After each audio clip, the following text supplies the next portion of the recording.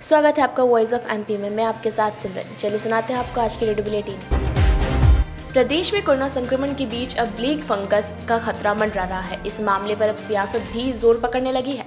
कांग्रेस नेता दिग्विजय सिंह ने प्रदेश के मुख्यमंत्री शिवराज सिंह चौहान को पत्र लिखकर ब्लैक फंगस के लिए जरूरी इंजेक्शन की कालाबाजारी और नकली इंजेक्शन का कारोबार शुरू होने का अंदेशा जताया है। दिग्विजय सिंह ने सीएम शिवराज से अनुरोध किया है कि ब्लैक फंगस के इलाज के लिए जरूरी इंजेक्शन मरीजों को अस्पतालों के जरिए उपलब्ध कराया जाए। इसकी कालाबाजारी और नकली दवा के कारोबार को रोकने के लिए सरकार सख्त कदम उठाए। सिंह ने अपने पत्र में कहा है कि इस महामारी के इलाज के लिए जरूरी एंटी फंगल इंजेक्शन बाजार से गायब हो गए हैं और उनके परिजन भटक रहे हैं। ऐसे में सरकार को कुछ ठोस कदम उठाने चाहिए। इंदौर और जबलपुर में जिन कोरोना मरीजों को गुजरात से आए नकली रेमडेसिविर इंजेक्शन लगाए गए, उनमें से 90% मरीजों का लंग्स ठीक हो गया। जी हां, पुलिस ने खुद ये चौंकाने वाला खुलासा किया है। पुलिस का कहना है कि इस मामले में प्रदेश के स्वास्थ्य विभाग को गंभीरता से सोचना चाहिए। एक पुलिस अधिकारी ने नाम न बताने की शर्त पर बताया कि इंदौर में जिन लोगों को नकली रेमडेसिविर दिए गए, उनमें से 10 की मौत हो गई, जबकि 100 से ज्यादा लोग ठीक हो गए। बावजूद इसके कि इंजेक्शन में केवल ग्लूकोज और नमक था। हालांकि जिन लोगों की मौत हो गई, उनके शरीर की जांच नहीं हो सकती क्योंकि सभी का अंतिम संस्कार हो चुका है।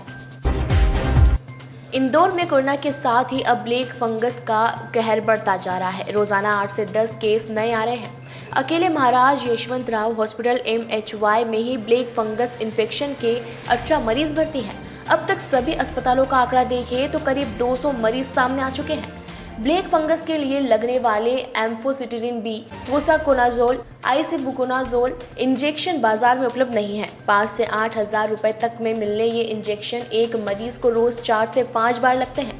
ऐसे में इंजेक्शन का ही रोज का खर्चा 35 से 40 हजार का खर्च है।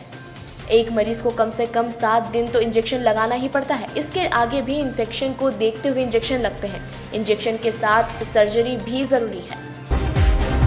मध्य प्रदेश में कोरोना महामारी से लड़ने जल्द स्वास्थ्य कर्मियों और डॉक्टरों की भर्ती की जाएगी। मुख्यमंत्री शिवराज सिंह चौहान ने कहा है कि कोरोना के बढ़ते संक्रमण के चलते स्वास्थ्य कर्मियों की संख्या बढ़ाए जाने की जरूरत है। आने वाले 1 महीने में 2400 स्वास्थ्य कर्मियों की भर्ती होगी। इसमें 800 डॉक्टर, 800 नर्स के साथ 800 टेक्नीशियन की भर्ती की जाएगी। मुख्यमंत्री ने कहा कि कोरोना वायरस लंबे समय तक चलने वाली बीमारी है। प्रदेश में स्वास्थ्य सुविधाओं का विस्तार करते हुए 5000 ऑक्सीजन बेड बढ़ाए जाएंगे।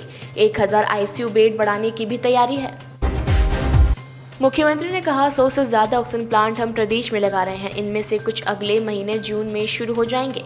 हर शख्स पेड़ जरूर लगाए, इससे ऑक्सीजन मिलेगी। कोरोना संक्रमण से निपटने के लिए हम सबको सारे मतभेद भूलकर एक होकर लड़ना है।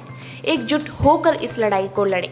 हमें भरोसा है कि मध्य प्रदेश हम मिलकर इस संक्रमण को रोकने का उपाय करेंगे। कोरोना वायरस की चेन तोड़ने के लिए प्रयास करेंगे।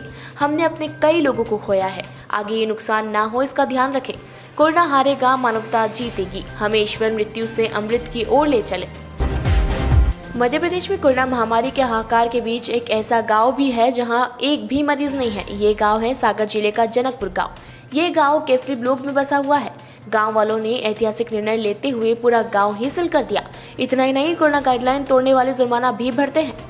जनकपुर गांव की ग्राम पंचायत के सहायक सचिव भरत सिंह लोधी ने बताया कि सागर में कोरोना के लगातार बढ़ रहे संक्रमण को देखते हुए जनकपुर गांव के लोगों ने आपस में बैठक बुलाई।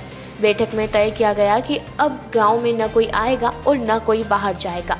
गांव वालों ने खुद ही कोरोना कर्फ्यू लगा दिया और घरों में कैद हो गए। इसका परिणाम ये निकला कि अब तक यहाँ एक भी कोरोना पॉजिटिव मरीज नहीं मिला है। मध्य प्रदेश से 4 राज्यों के लिए बस सेवा अब 23 मई तक बंद ही रहेगी। प्रदेश में लॉकडाउन की वजह से परिवहन विभाग ने ये कदम उठाया है। इससे पहले इन पर 15 मई तक रोक थी। इसके लिए विभाग ने शनिवार को नए आदेश जारी कर दिए। इसमें कहा गया है कि अब 23 मई तक उत्तर प्रदेश, राजस्थान, छत्तीसगढ़ और महाराष्ट्र के लिए बस सेवाएं पूरी तरह बंद रहेगी। न तो इन राज्यों से कोई बस मध्य प्रदेश में प्रवेश कर सकेगी और न ही यहाँ से कोई बस जाएगी। पहले लॉकडाउन 7 मई तक था। ऐसे में परिवहन विभाग ने 7 मई तक दोनों राज्यों के बीच बस सेवा को प्रतिबंध किया था। इसके बाद कर्फ्यू को देखते हुए इसे 15 मई तक बढ़ा दिया गया। लेकिन नए आदेश के बाद अब इन राज्यों को आने जाने वालों को बस चलने का और इंतजार करना होगा। आज के रेडियो बुलेटिन में बस इतना ही। मुझे दीजिए इजाज़त। इसी तरह के अपडेट्स के लिए लाइक, शेयर और सब्सक्राइब करें हमारे YouTube channel voice of MP को। धन्यवाद।